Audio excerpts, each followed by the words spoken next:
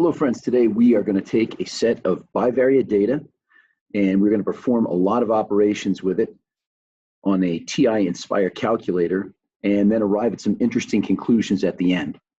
And what I'm going to do to start is just slide through some pages with all of the keystrokes and all of the commands that they're going to perform one at a time, so that if you prefer to just read the keystrokes and move at your own space without move at your own pace without listening to me. So here's the first slide. Here's the second. That might be more enjoyable. So I'm just going to put these up here for 5 or 10 seconds each. So you have plenty of time to pause the video if you want to. There's a couple of important points if you're going to do that. When you go to do two variable stats in the list and spreadsheet page, you have to be in a white cell, not up on the label or the equation cell. And you can't select it so that the cursor is flashing. It has to be just highlighted with no cursor. So that's important or it won't work. And here is the near last page. When we go to put the formula in to compute the z-scores, this is a list of what the var menu will look like. And I just want to point out that when you do the two variable stats in a calculator page, it will not have the number 1 here. And when you do it in the list and spreadsheet page, it will have some number. If you do it multiple times, you could have a number 2, 3. It doesn't really matter, but you have to use the ones with the number. And then this is what the formula will look like once you put it in. And this is our grand finale. And that I'm going to leave for the explanation at the end. Okay, so if you haven't already, grab your calculator and enter these data in. If you don't know how already, to get a list and spreadsheet page, you're going to hit Menu. I am mistaken. You're going to hit Control Doc, which is the plus page, and go to number 4, which is a list and spreadsheet page. You'll get this up here. You're going to type in your labels, and down in the white cells, you put the data. So I only picked 5 data points. I intentionally made this reasonably symmetric. They're selected. They could be an inanimate object or an animal or a person, and I haven't selected any units, just a height and a weight for 5 experimental subjects.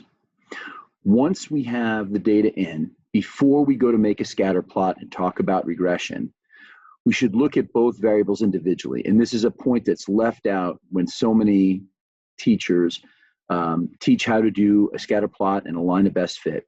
What should be true before you make the scatter plot is you should look at the data and make sure that it's reasonably symmetric. In other words, there's no outliers. Because what an outlier will do is make the standard deviation artificially high. And what I have here is the definition of correlation. It's out of the way. It's the strength of the linear relationship between two quantitative variables. It's always going to be between -1 and +1. The closer it is to 0, the weaker the association between the two variables. And the closer it is to +1 or -1, the stronger the association between the two variables. And in AP Stats, we're never going to have to calculate this by hand, but it's useful to know where it comes from. So what you do is you calculate a z-score for each x variable and each y variable of each individual unit, and you multiply the two z-scores together and add it up. And then you divide by n-1, sample size -1. So what this tells you is that the standard deviation and the mean are key in calculating the z-score. So if the standard deviation is made artificially high by outliers or non-symmetric data, this correlation is not going to be any more useful than the mean and standard deviation of a skewed or a set with outliers is going to be. So this is important. So let's get back and how do we do this? How do we look and see? So we're going to add a data and statistics page. So that's Control Doc. See, it says plus page above it. Go to number 5. And we get this and we just tell it what variable we want. We just moused over where it says click add variable. We're going to put the height first. Okay. We can also split this window and make a box plot and histogram at the same time. So I'll make this one into a histogram first once you've selected your variable, height, and we're going to change the plot type to a box plot. There it is. Now I can split this window, and to do that, I'm going to hit the dock key, page layout, which is 5, 2 is select layout, and 3 is page layout, the one with the split above and below. So it just leaves your data and statistics page up here, and it leaves a whole blank place. When you hit menu, it asks you what kind of page you want this to be. The reason it did that is because I was highlighted on the top and not the bottom. And I want another data and statistics page. And I can put the same variable here, the height again, and then I can go to menu, plot type, and make this one histogram. And it's important you want to keep your variables lined up. And you can do this by using this touchpad. If you mouse over till you get the little bullseye there, and then hold it down, your hand will close and you can move on the handheld just the way I'm moving on the computer. And then what I want to do is just get 101, 104, so the labels are lined up. I need to do that.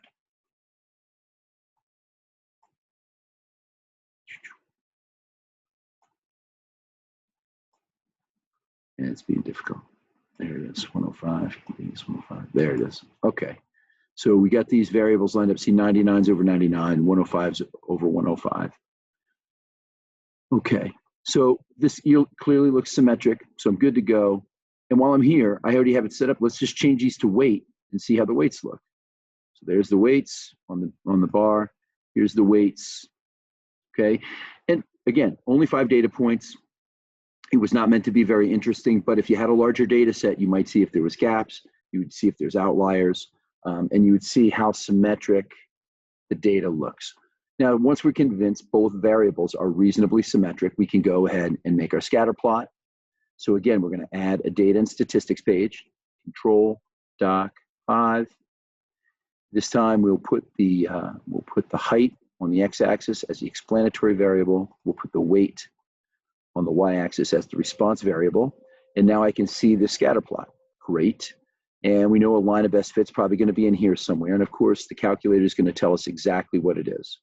So to put the line of best fit or the least squares regression line on here, menu, analyze, regression, and we always in stats do the linear a plus bx.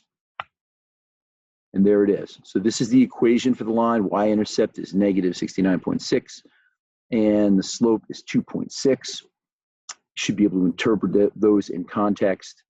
The other thing I'm going to show you before we leave this page is how to find the correlation between these two variables right here in the scatter plot. So in addition to when you go to menu, analyze, regression, you have this number 8 is plot value. And now that we've done, this won't work until you've done that linear regression. Once to plot the value, you just go to the vars menu and you go down and you find where it says stat R. So this is the R calculated from the statistical calculation that you just did. And when you hit enter and enter, there it is. So the correlation between these data is 0.8517.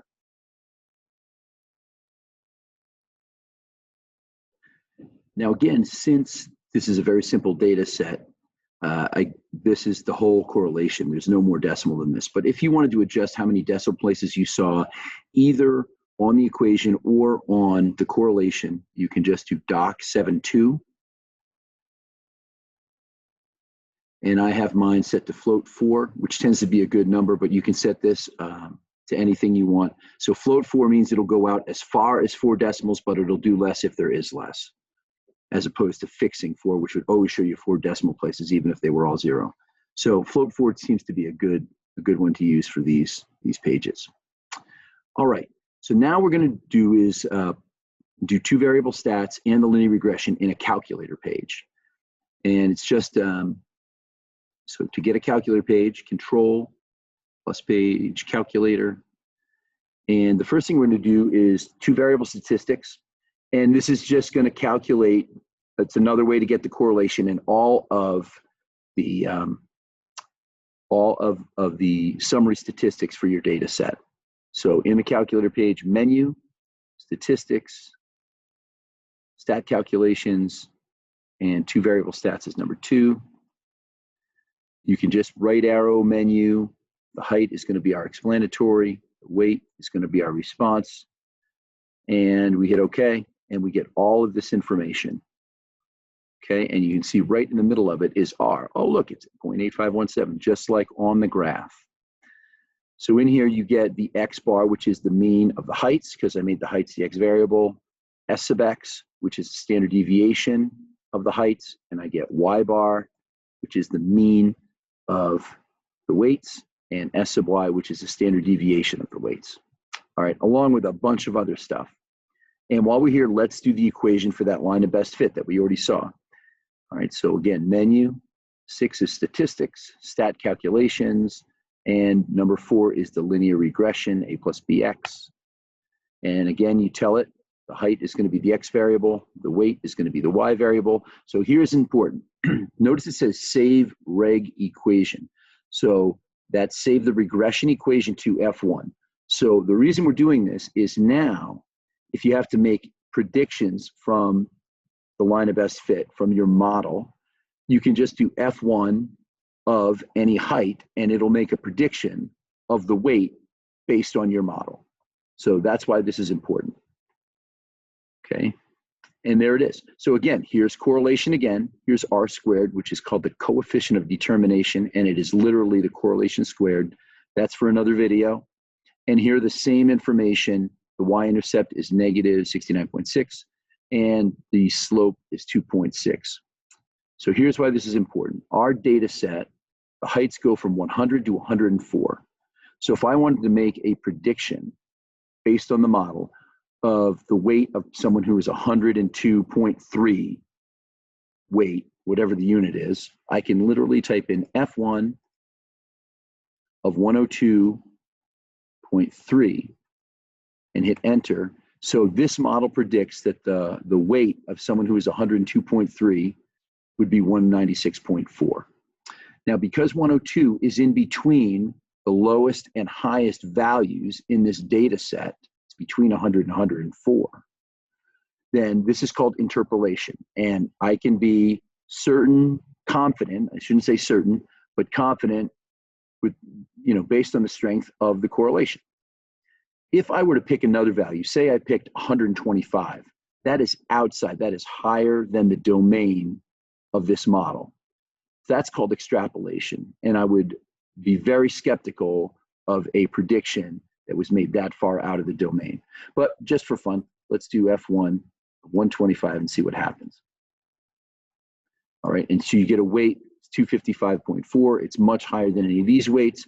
And there's just no way to be sure, whatever these subjects are, whatever these experimental units are, whether this is going to be a reliable prediction. The model is only reliable within or very close to the domain of the input variable. All right, now we're going to go back to where we started. I find with the handheld, the easiest way to maneuver between the different slides that you create is to hit Control and left or right arrow. So you can see I can just scroll back through everything I've done. So what we're going to do in here is we're going to calculate the z-scores for all of the data.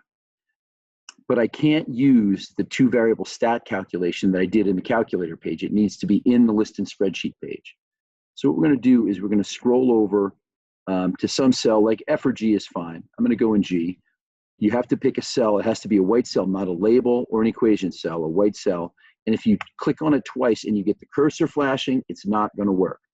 All right, so just highlight the cell, no cursor. Now we're going to do the same thing. We're going to do 2-variable stats. So we go to Menu, Statistics, Stat Calculations, 2-variable statistics. And again, we're going to make the height the explanatory variable and the weight the response variable, and we're going to hit OK. And now all of those calculations are in this list and spreadsheet, so I can use them to calculate z-scores. So what I want you to do is you can pause the video, go to the next available column. So in this one, it's C, and make a new column. So this is going to be Z HGT. So that's the z-score of the height. And then the next column is going to be Z WGHT. That's the z-score of the weight. Then once you come back, I'm going to show you how to put the formula in to actually calculate all the z-scores. Okay, now that you have the data in, we're going to click in the equation cell. So notice the equal sign right here. So all these cells are equation cells. If there's nothing in there, you just have a label and data. So what do we do to calculate a z-score? I'm going to put this top in open parentheses, so we're going to divide the actual value, so that's the height. So to get that, all right, I've already hit the equal sign and an open parenthesis. I'm going to go to the var key, and I'm going to select height, and I'm going to subtract the mean height. So here's the easiest way to do it. Hit the var key, and you see all the ones we did in the calculator page. These aren't going to work. So if you just up arrow, you'll get to the bottom, and notice they all have a number. Now yours could be 1. Yours is probably 1 if this is the first time you're doing it. I've done it several times practicing here. So I have them up to 3. So I'm just going to take a stat with some number, probably 1 on your calculator, and find the X bar, which is right here. Okay, so you can see what we have. We have actual height minus the mean height. Then I can right arrow to get out of the parentheses, and I'm going to divide that by the standard deviation. So this is going to be S sub X, again, var key, up arrow, and go to the stat with a number, so probably stat 1 for you, and S sub X, and select. And now when I hit enter, it calculates all those z-scores. Bonanza. Okay, now let's go. Why don't you pause the video and see if you can do the y variable, and then restart the video, and I'm going to do it, and we'll see if we did the same thing and if we got the same answers. It'll be exciting. Okay, so now that you tried, I'm going to hopefully do it right too. All right, I'm going to hit the equal sign and open parenthesis. Then I'm going to go to the var, and I'm going to select weight, and I'm going to up arrow to get there because it's at the very bottom.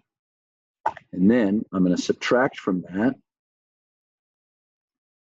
var, and I'm going to up arrow till I get stat with a number, and I'm going to S sub Y now. No, I'm not. I'm going to Y bar. Just kidding. There it is. Enter. Right arrow out of the parentheses. Divide by, and now I go to var and go to the S sub Y. All right. So I've done it. Now I've made, whoop, there it is. So hopefully you got the same z-scores I did. Hopefully we're both right. And now we're getting ready for the exciting part of our show. So what I've done here is I have a screenshot of the actual data. Myself up here. All right, with the actual labels from the data set here. You can see the heights and the weights would be here. And so what we're going to do is right next to that, we're going to make another data and statistics page. So you should remember control doc, data and statistics. And this time we're going to plot the Z height on the X and the Z weight on the Y. And lo and behold, I get a very similar looking scatter plot here. And we remembered that the correlation of this scatter plot was 0.8517. So let's go through and do the line of best fit now with these z-scores. So analyze, regression, linear, show linear, A plus BX. And there it is. So here is the interesting and amazing fact. When you convert the data to z-scores, you get the same scatter plot, but 2 things happen. The slope of the line of best fit is the correlation. So this is the brilliant way to understand what correlation is. It's how the scatter plot of the z-scores line up, okay? And the second interesting thing is that the line of best fit with z-scores will always go through the origin. And in this case, the origin is the point X bar, Y bar. So understanding these things are gonna help us understand this idea of correlation and R squared and all these things we're gonna do in the future. In our next video, we are going to discuss residuals, residual plots, and why it's actually called a least squares regression line. Thanks.